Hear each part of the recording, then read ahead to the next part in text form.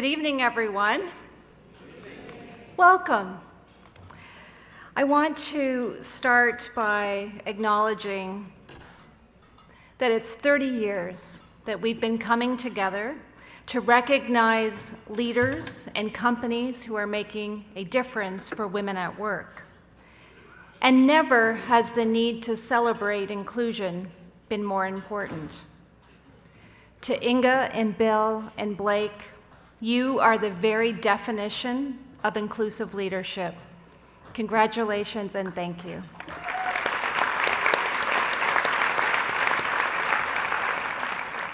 To your teams at 3M, BMO Financial Group, and Rockwell Automation, congratulations.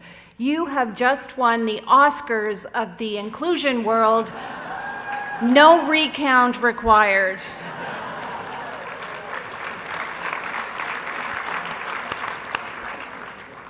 I'd like to extend my personal thanks to David Taylor, our dinner chair, for his leadership, and David, for the inspiring videos and examples that you shared with us tonight that I think we will all remember.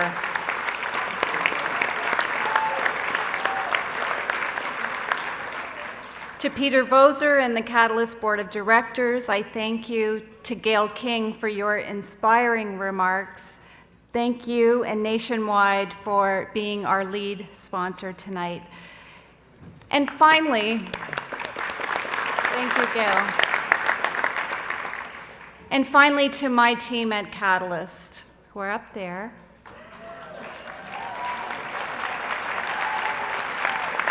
I want to say thank you from me, from everyone in the room, for what you do, not just today, but every day, for pushing me to be a bolder and better leader, and for being the change that we all want to see in the world. Thank you.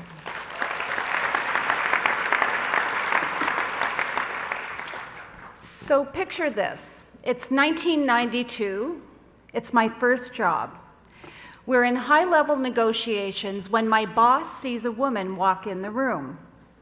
He pauses, looks around, and says, "Where did that secretary go? I need a glass of water." When told that secretary was actually an accomplished international trade lawyer, he dug himself a little deeper. "It's so tough these days," he said. "The secretaries look like lawyers, and the lawyers look like secretaries." That's how I reacted too. Now fast forward to just a few months ago.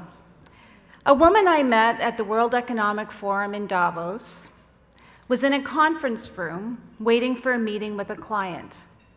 He walked in the room and saw her, and he looked at her quizzically and said, "I think I must be in the wrong room. I'm here to meet an executive from UPS." It's 2017, and apparently to some, women still look like secretaries. Nothing has changed, yet everything has changed. That's my answer when I'm asked about what's happening in the world today. And what I mean is this: watch the news, go on Twitter. Our world feels divided. Shouldn't have said Twitter, right?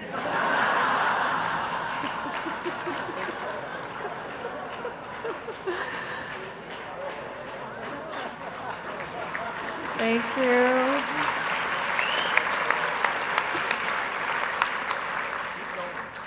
From Brexit to the US election, from global women's protests to waves of racial violence and religious intolerance around the world, many countries, communities, workplaces have become polarized.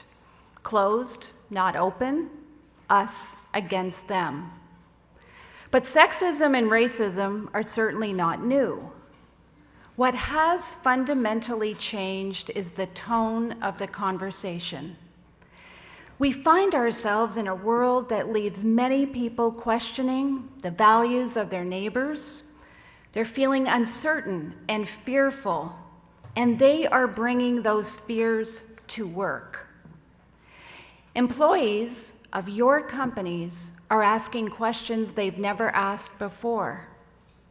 Am I safe in my workplace? Have our company's values changed? Do I belong here? People are demanding that companies show them exactly how they will be supported, protected, and included at work. And that fact alone means that business leaders have never had a greater responsibility to lead the change.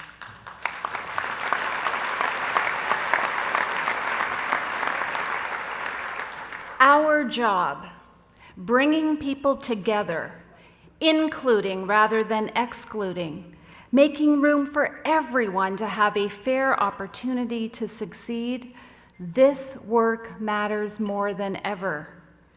Because the more intolerant the world, the greater the urgency to make positive things happen inside the four walls of our workplaces. But even though so much feels so bad, I am actually optimistic that we can do this. I am optimistic because we now have a burning platform to flip the script. So what is it we can do? 3 things: dialogue, action, repeat. Let's start with dialogue. We can't change the global conversation, but we can change the conversations that happen at work. When we really talk with people, truly listen, honestly respond, bonds are formed and communities are forged. Us and them becomes we. As Parker Palmer writes in Healing the Heart of Democracy, when we share the sources of our pain with each other, instead of hurling our convictions like rocks at enemies, we have a chance to open our hearts and connect across some of our greatest divides. Of course, doing this demands a daring willingness to seek to understand those who are very different than we are. The kind of understanding that employees at Texas Instruments experienced when they decided to visit each other's places of worship, Muslim, Christian, and Jewish, reminding each other and each of us that courageous conversations are the first step toward healing wounds, opening minds, changing behaviors, and building workplaces where everyone can succeed. I know this isn't easy. As the CEO of Catalyst, I wake up thinking about inclusion every day, and still it's tough. In Tokyo last year, I was with a group of colleagues waiting for taxis on a busy street when someone yelled a sexist and racist slur at one of my team. We were all shocked, but no one said anything. I wanted to call her, but with the added dimension of race in the mix, I was really worried about saying the wrong thing.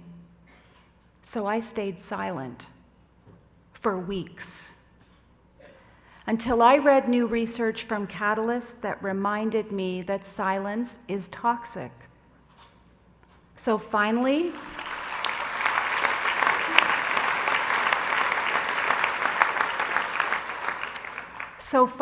I summoned my courage and said, "I'm deeply sorry.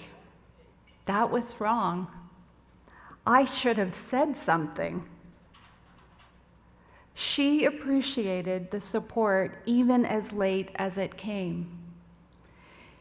In the face of sexism and racism and intolerance, saying something is always better than saying nothing.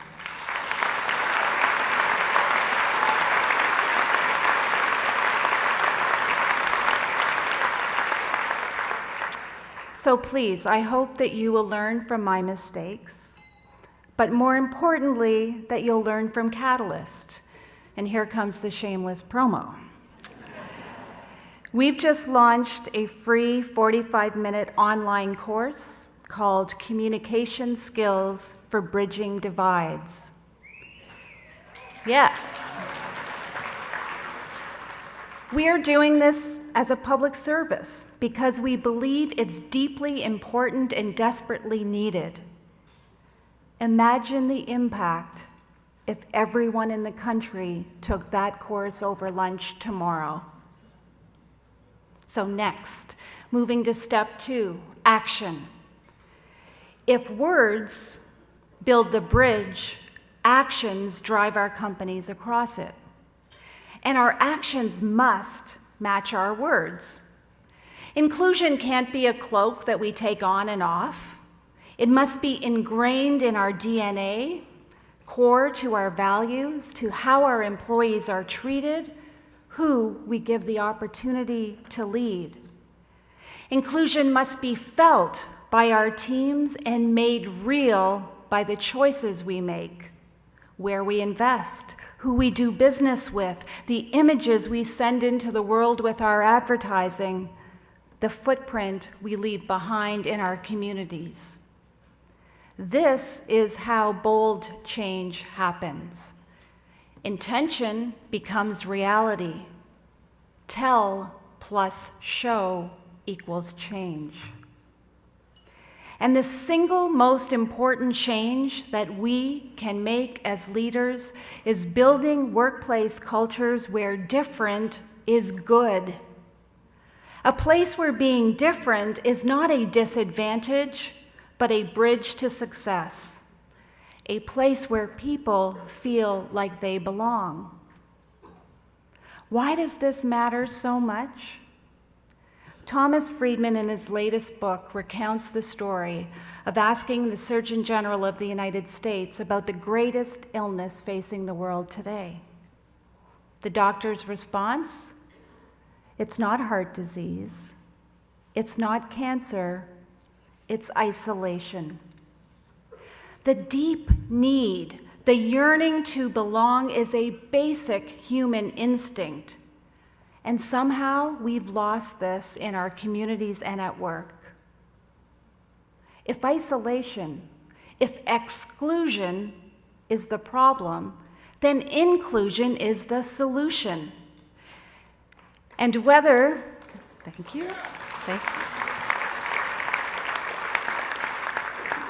And whether we are championing change from a corner office or a cubicle, we all have an opportunity to be inclusive leaders. Inclusion comes alive in every one of those courageous conversations, in every decision we make. Together, if we collectively redefine leadership in this way, we can redefine the future of work. And finally, the last step is repeat. Change of this magnitude is not easy or fast, so repeat is a reminder to each of us to be consistent, patient, to stay the course. Our Catalyst CEO Champions for Change are shining examples of commitment at work. They are already leaders and champions of gender equality, yet they are stepping up and inspiring us all to do more. They lead companies where great is never good enough. They are holding themselves publicly accountable to continually raise the bar. This is how change happens. Dialogue, action, repeat. That's how we build bridges of understanding in a divided world. That's how we make the journey from exclusion to inclusion. That's how we change the world one workplace at a time. So that by the time our daughters and granddaughters are women, the need for inclusion will no longer be a headline. It will be a footnote in the story of how they are running the world.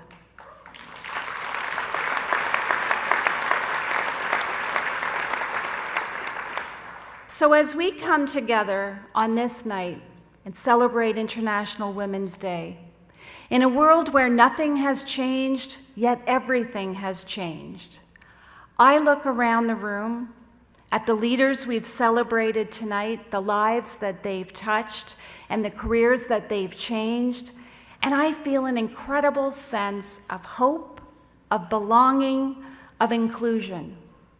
Now it's our job to help our workplaces and the world feel the same thing. So before I close, one last ask of all of you. Could everyone please stand for just a moment? Be careful for those on the stage. Thank you, everyone. Now just please look around for a moment and remember this. Our progress will not go any further than where the most committed stand. Thank you all for standing with us. Good night.